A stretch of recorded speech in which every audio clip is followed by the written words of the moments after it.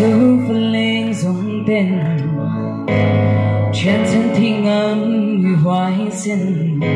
sẽ sáng hoa ra ngày lâu khá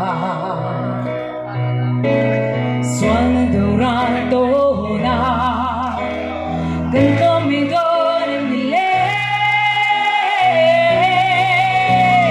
tiêu lâu này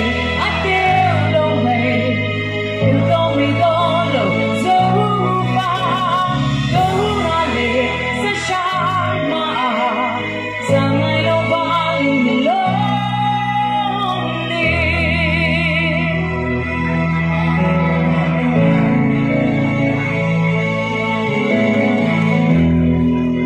in thiên lung ta khai mình lâu dài quy rồi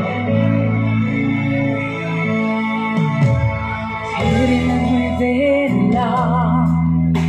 từng vang khóc quay lại qua lần sang đâu ra liền sang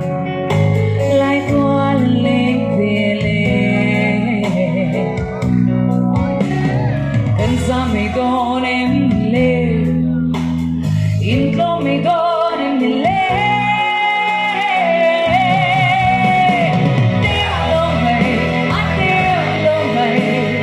Hãy subscribe